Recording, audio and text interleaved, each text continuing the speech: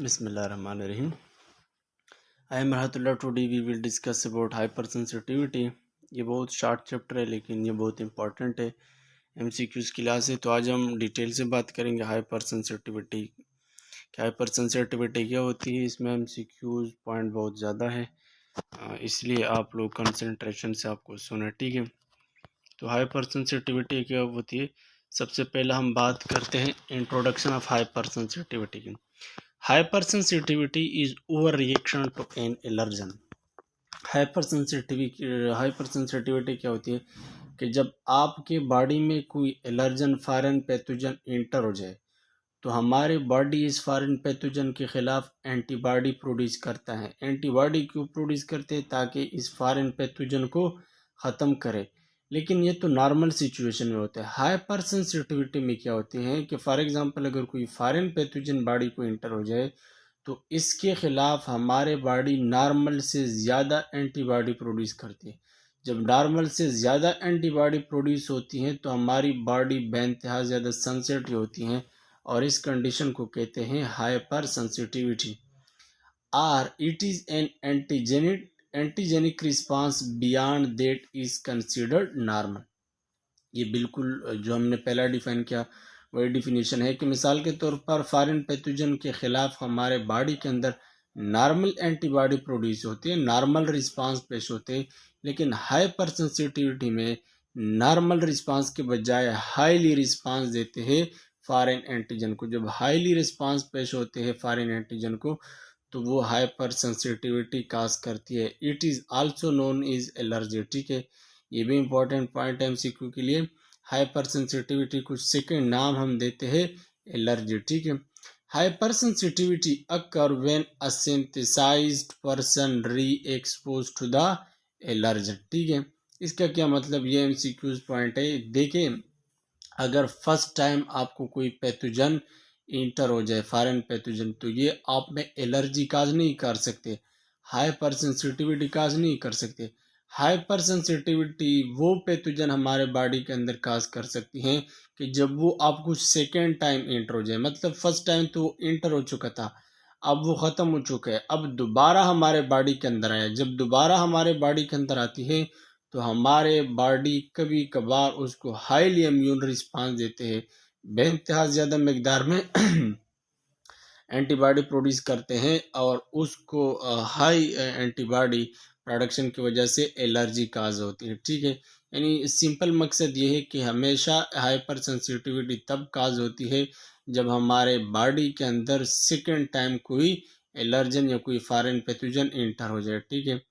तो इसकी 4 टाइप है। हाइपर सेंसिटिविटी एलर्जी की कितने टाइप है? 4 टाइप है। टाइप 1 हम डिफाइन करते हैं एनाफाइलेक्टिक एलर्जी या एनाफाइलेक्टिक हाइपर सेंसिटिविटी या reaction, quickly developing 2 to 30 minute after contact of antigen यानी allergen with antibody after previous exposition. इसका क्या मतलब? इसका मतलब ये है कि जब फॉरेन पैथोजन आया, फॉरेन एलर्जन आया, उसके पास एंटीजन है, जैसा हमारे बॉडी को एंट्री करती है 2 से लेकर 30 मिनट के अंदर हमारे बॉडी डायरेक्ट उसके खिलाफ एंटीबॉडी प्रोड्यूस करती है, लेकिन ज़्यादा मकदार में एंटीबॉडी प्रोड्यूस होती हैं, ठीक है। और ऐसे एनाफाइलेक्टिक एलर्जी काज होती है। लेकिन सवाल यह है कि कौन सा एंटीबॉडी प्रोड्यूस होती है, ठीक है।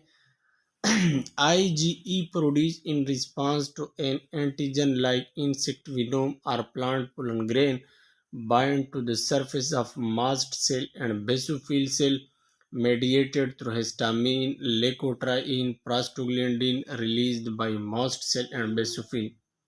याद रखो ना, ये मैकेनिज्म इस तरह होती है कि फॉर एग्जांपल अगर कोई फॉरेन पैथोजन आया, ठीक है, बॉडी को एंट्री हुआ, वो फॉरेन पैथोजन क्या है? वो कोई इंसेक्ट विनोम भी हो सकता है, कोई प्लांट पोलन ग्रेन भी हो सकते हैं। मिसाल के तौर पर प्लांट पोलन ग्रेन है, तो जब वो बॉडी को एंट्री करती है तो हमारे ब्लड में मास्ट सेल मौजूद है, बेसोफिल मौजूद है, तो वो उनके साथ अटैच हो जाता है रिसेप्टर पे। जब बेसोफिल या मास्ट सेल के साथ अटैच होते हैं ये फॉरेन पैथोजन तो मास्ट सेल या बेसोफिल सेल न्यूरोट्रांसमीटर रिलीज करते हैं। वो न्यूरोट्रांसमीटर क्या है? हिस्टामीन है, ल्यूकोट्राइन है, प्रोस्टाग्लैंडिन है। तो ये जो न्यूरोट्रांसमीटर है इसका काम क्या है ये बेसोफिल सेल से रिलीज होती है, ठीक है। तो ये बी सेल पे चला जाती है और बी सेल को कहते हैं कि आप आईजीई एंटीबॉडी प्रोड्यूस करें। तो वो आईजीई एंटीबॉडी प्रोड्यूस होती है इस फॉरेन पैथोजन के खिलाफ, लेकिन नॉर्मल से ज़्यादा एंटीबॉडी प्रोड्यूस होती है और फिर ये एनाफाइलेक्टिक एलर्जी काज करती है। अब जब एनाफाइलेक्टिक एलर्जी काज हुआ तो हमारे बॉडी के अंदर कौन कौन से चेंजेस आ सकते हैं? इंक्रीज ऑफ वास्कुलर परमेबिलिटी, ये वास्कुलर परमेबिलिटी को इंक्रीज करती है। जब वास्कुलर परमेबिलिटी का क्या मतलब कि ये स्किन को ब्लड फ्लो ज़्यादा प्रोवाइड करती है और हमारी जो स्किन है वो रेड कलर पे चेंज होती है, एरिथ्मा उसको काज होती है। इसके अलावा वाजो डायलेशन भी काज होती है इसी वजह से। वाजो डायलेशन का क्या मतलब कि हमारे जो ब्लड वेसल्स है उसका डायमीटर ज़्यादा होती है, उसमें ज़्यादा ब्लड फ्लो करती हैं और वाजो डायलेशन के साथ फिर हमारा बीपी भी लो होती है, ठीक है। ब्रोंको कंस्ट्रिक्शन, ब्रोंको कंस्ट्रिक्शन का क्या मतलब कि हमारा जो ब्रोंकाई है वो कंस्ट्रिक्ट होती है, उसकी डायमीटर कम होती है। जब डायमीटर कम होती है तो हमारी रिस्पिरेटरी प्रॉब्लम होती है, स्पेशली एसओबी, शार्टनेस ऑफ ब्रेथ, जिसको हम मेडिकल टर्मिनोलॉजी में डिस्पेनिया कहते हैं। तो ब्रोंको कंस्ट्रिक्शन काज होती है और इंक्रीज म्यूकस म्यूको प्रोडक्शन और हाई एनाफाइलेटिक एलर्जी की वजह से हमारा जो म्यूकस प्रोडक्शन है नॉर्मल वैसे तो वो भी इंक्रीज हो जाती है, ठीक है। अब हम बात करते हैं लोकल रिएक्शन में, जब एनाफाइलेक्टिक एलर्जी काज हुआ तो लोकल रिएक्शन में कौन कौन सा प्रॉब्लम क्रिएट हो सकती है और सिस्टमेटिक रिएक्शन में। तो सबसे पहला बात करते हैं लोकल रिएक्शन का। लोकल रिएक्शन में स्किन और म्यूकोजा इन्फेक्ट होती है, ठीक है। स्किन और म्यूकोजा ये भी इन्फेक्ट होती है। बी स्टिंग, फूड एलर्जी, है फीवर, ठीक है फीवर या पोलाइनोसिस, इसके बुखार इंसान को लगती है। एस्थेमा एंड आर्टी सेरिया, ठीक है। ये लोकल रिएक्शन के अंदर आती है। लेकिन अगर आप सिस्टेमिक रिएक्शन या एनाफाइलेटिक शॉक की बात करें, parenteral administration of antigen, example penicillin, within minute, itching, redness of skin, breathing problem, abdominal pain, vomiting, diarrhoea during several minute, death में occur due to collapse of circulation, drop in blood pressure. देखिए इसका क्या मतलब, कभी कभार जब आप patient को पेनिसिलिन देते हैं एज ए ट्रीटमेंट, ठीक है, लेकिन कभी कभार ये पेनिसिलिन ट्रीटमेंट की बजाय हमारे बॉडी के अंदर एलर्जी को काज करती हैं, ठीक है। जब वो एलर्जी को काज करती हैं तो हमारे कुछ मिनट के बाद एलर्जी को किस तरह काज करती है कि आपके स्किन पे एचिंग स्टार्ट होती है, खारिश स्टार्ट होती है। जब आप खारिश स्टार्ट होती हैं तो उसके बाद स्किन रेड हो जाती है, redness of skin, skin red होती है, एरिथमा होती है और इसके साथ साथ ब्रीथिंग प्रॉब्लम भी काज होती है, यानी शार्टनेस ऑफ ब्रेथ भी काज होती है। एब्डामिनल पेन भी बंदे को शुरू होती है, वोमिटिंग भी आती है, डायरिया भी आती है। यानी जब आप पेनिसिलिन एडमिनिस्टर करती है किसी पेशेंट को और वो पेनिसिलिन रिएक्शन कर देती है, मतलब एलर्जी को काज कर देती है, तो ये मुख्तलिफ प्रॉब्लम स्टार्ट होती हैं। सिम्टम में क्या है, एचिंग आएगा, redness of skin, breathing problem, abdominal pain, vomiting, diarrhoea. और लास्ट स्टेज क्या होगा, हो सकता है कि इसी एनाफाइलेटिक एलर्जी की वजह से पेशेंट को डेथ भी काज हो जाए। क्योंकि हमारा जो ब्लड सर्कुलेशन है, ब्लड सर्कुलेशन में प्रॉब्लम आएगा। बीपी लो होती है, जब बीपी लो होती है ज़्यादा टाइम के लिए तो पेशेंट को डेथ का सामना करना पड़ेगा। इसके अलावा ब्रोंको कंस्ट्रिक्शन होती है, हमारा जो ब्रोंकाई है ट्रिक है ये कंस्ट्रिक्ट होती है और हमारा जो ब्रीथिंग सिस्टम है, शार्टनेस ऑफ ब्रेथ, डिस्पेनिया होती है। तो इसी वजह से भी डेथ के चांसेस ज़्यादा होती है, ठीक है। अब अगर हम बात करें टाइप 2 की साइटोटॉक्सिक रिएक्शन की, तो एंटीजन मतलब ये है कि ये एंटीजन के साथ रिलेटेड है। एंटीजन की वजह से ये एलर्जी काज होती हैं और हमारे बॉडी के अंदर जो एंटीबॉडी प्रोड्यूस होते हैं साइटोटॉक्सिक एलर्जी में वो आईजीजी एंड आईजीएम है, ठीक है। इसको आप नोट रखें, एमसीक्यूज के लिए स्टेटमेंट दिया होगा कि टाइप 2 या साइटोटॉक्सिक रिएक्शन में कौन सा एंटीबॉडी प्रोड्यूस होते हैं, आईजीजी एंड आईजीएम दोनों, ठीक है। ये साइटोटॉक्सिक रिएक्शन क्यों होती है, incompatibility blood transfusion, destruction of RBC, Rh incompatibility, erythroblastosis, fetalis. देखिए इसका मतलब क्या है कि जब आपके पास कोई पेशेंट है उसको ब्लड रिक्वायर है, ठीक है, और कोई दूसरा बंदा उसको ब्लड दे देते हैं, ब्लड डोनेट करते हैं, ठीक है, लेकिन ब्लड तो डोनेट करते हैं। कभी कभार ऐसा होती है कि जब आप ब्लड डोनेट करते हो तो आपका जो ब्लड है उसे ब्लड को इंजरी होती है, ठीक है, आरबीसी को इंजरी होती है। और ये जब डिस्ट्रक्टिव आरबीसी या इंजर्ड आरबीसी पेशेंट की बॉडी में जैसा इंटर होती है तो हमारी जो इम्यून सिस्टम है उसके खिलाफ एक्टिवेट होती है, क्योंकि हमारे उसी पेशेंट को तो नॉर्मल ब्लड रिक्वायर है। अब ब्लड तो हमने दिया लेकिन ब्लड डिस्ट्रक्टिव ब्लड है, इंजर्ड ब्लड है, तो हमारा जो इम्यून सिस्टम है उसके खिलाफ स्टिमुलेट होते हैं और आईजीजी और आईजीएम एंटीबॉडी की प्रोडक्शन स्टार्ट करती है। ज़्यादा मकदार में प्रोड्यूस होती है ये दो एंटीबॉडी, और जो हाइपर सेंसिटिविटी एलर्जी काज करती है वो साइटोटॉक्सिक एलर्जी पर काज होती है। दूसरा अब यहाँ पर लेकर R H incompatibility. R H incompatibility का मतलब ये है कि मिसाल के तौर पर कोई मदर्स होते हैं और मदर का ब्लड है for example A negative.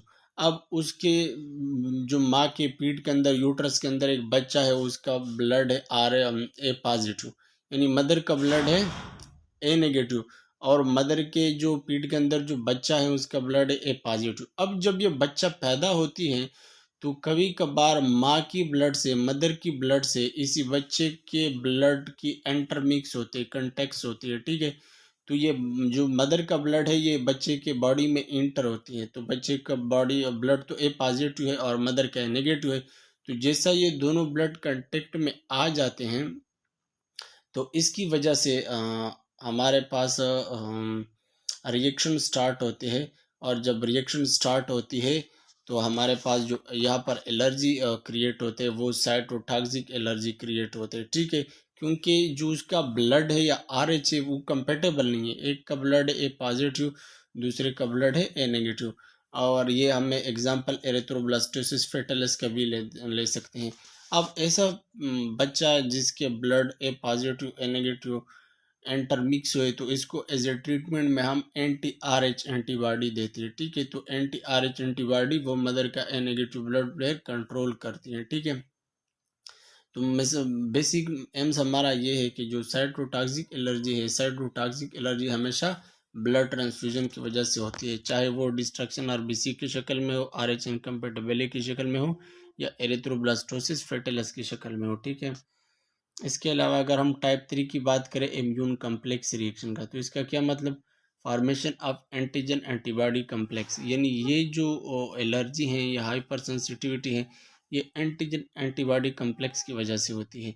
Antigen antibody complex are deposited in organ, या एंटीजन एंटीबॉडी कम्प्लेक्स किसी आर्गन के अंदर ये डिपॉजिटेड होते हैं, जमा होते हैं, और यहाँ पर जो एंटीबॉडी है आईजीजी इज यूजुअली इन्वॉल्व, यानी ऐसी कम्प्लेक्स के अंदर कौन सा एंटीबॉडी होती है, आईजीजी एंटीबॉडी होती है। ये भी इंपॉर्टेंट है कि इम्यून कम्प्लेक्स के अंदर कौन सी एंटीबॉडी होती है, आईजीजी, ठीक है।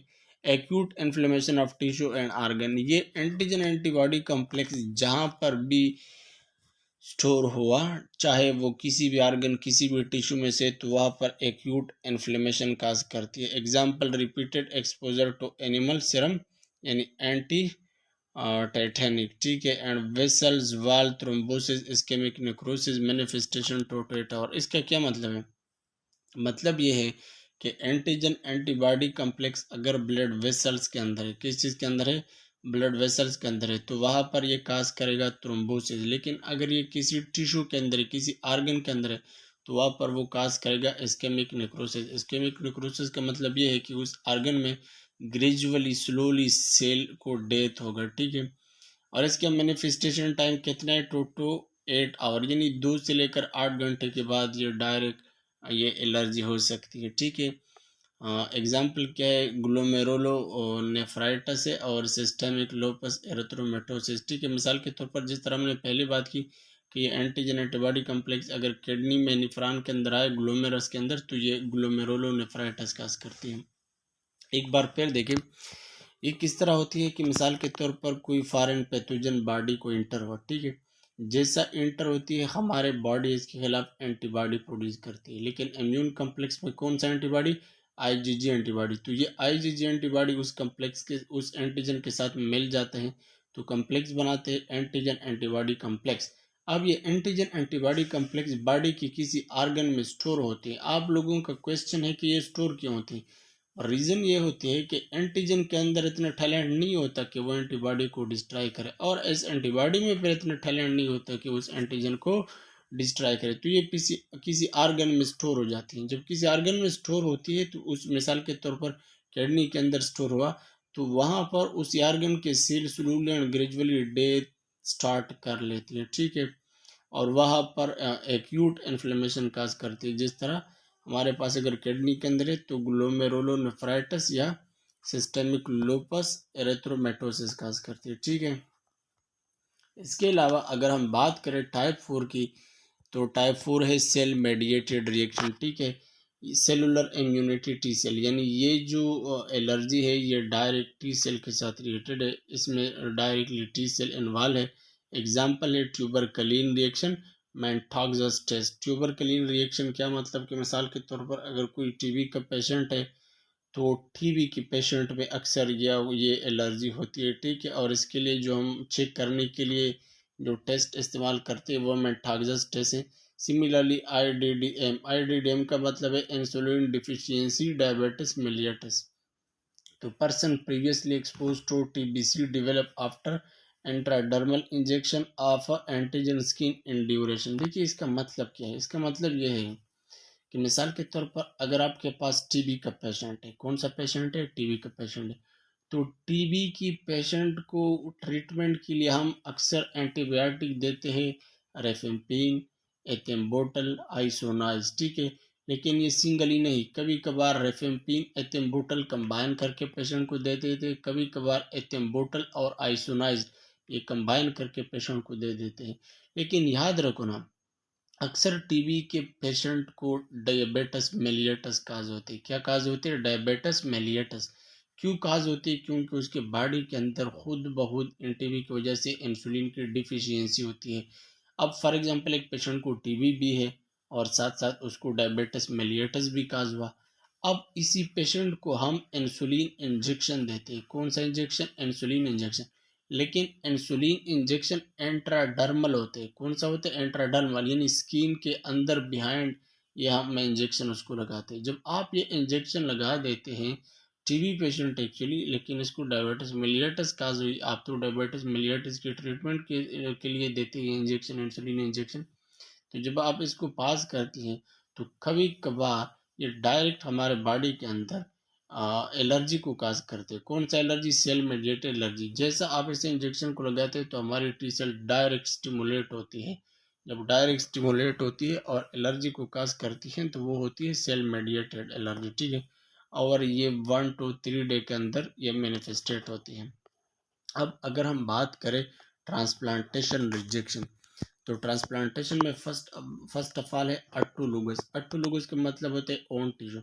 मिसाल के तौर पर आपके बॉडी से कोई टिश्यू को हमने रिजेक्ट किया। क्यों हमने रिजेक्ट किया? क्योंकि उस टिश्यू के अंदर जितनी भी सेल थे वो सारे डेथ हो चुके थे, ठीक है, मर चुके थे, तो उसको हमने रिजेक्ट किया। तो बॉडी के किसी दूसरे पार्ट से टिश्यू लेते उधर पुट करते हैं। देखिए बॉडी की दूसरे पार्ट से आपने टिश्यू लिया उधर पुट किया, क्योंकि वो सेल तो डेथ थे, वो टिश्यू को तो डेथ हो चुका था।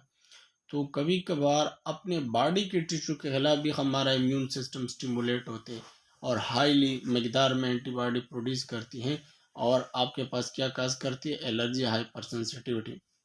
और दूसरा होते हैं होमोलोगस अदर टिश्यू। मिसाल के तौर पर आपको किडनी की ज़रूरत है, हार्ट की ज़रूरत है, पेंक्रियास की ज़रूरत है, मिसाल के तौर पर किडनी की ज़रूरत है, तो आप दूसरे बंदे आपको किडनी डोनेट करती हैं, ठीक है।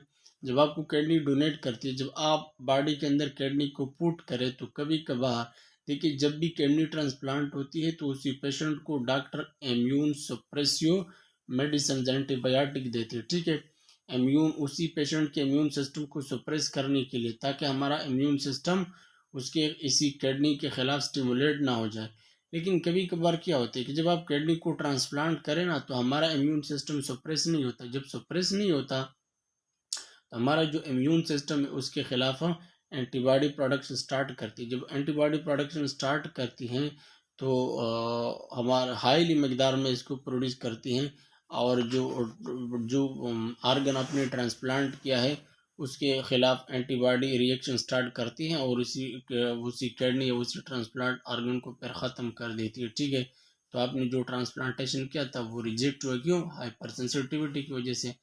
इसके अलावा हेटेरोलोगस एनिमल टिश्यू पिग स्किन, कभी कभार हमारा जो स्किन होती है उसी स्किन को एलर्जी काज होती है। जब एलर्जी काज होती है तो हम पिग्स कहते हैं खंजीर को, ठीक है, तो उससे स्किन लेते हैं, हमारे एनिमल के ऊपर पुट करते हैं। जब उसके ऊपर पुट करते हैं तो चूंकि वो तो एक अलग स्किन है, तो हमारा इम्यून सिस्टम इसके खिलाफ स्टिमुलेट होती है, हाई मकदार में एंटीबॉडी प्रोड्यूस करती है, इसकी वजह से हाइपर सेंसिटिविटी एलर्जी काज होती है। और ये जो स्किन है हमारा बॉडी इम्यून सिस्टम उसको एक्सेप्ट नहीं करता, उसके ऊपर रिजेक्ट कर देते। और contact dermatitis is another example. Contact dermatitis का मतलब ये कि कभी कभार किसी को स्किन एलर्जी है और वो स्किन एलर्जी डायरेक्ट कॉन्टैक्ट की वजह से ट्रांसमिट होती है। जब ट्रांसमिट होती है तो हम अगर उसके साथ मिलते हैं तो वो जो एलर्जी है वो हमें भी काज होती है, ठीक है। तो ये कॉन्टैक्ट डर्मेटाइटिस की बात ही बार के फिर शार्ट से चैप्टर था। आई थिंक सो होपफुली कि आप लोगों को शायद इसके बारे में समझ आई होगी। लेकिन अगर आपके जहन में मज़ीद कोई क्वेश्चन कन्फ्यूजन है तो आप कमेंट के ज़रिए क्वेश्चन कर सकते हैं, ठीक है। अल्लाह हाफ़िज़।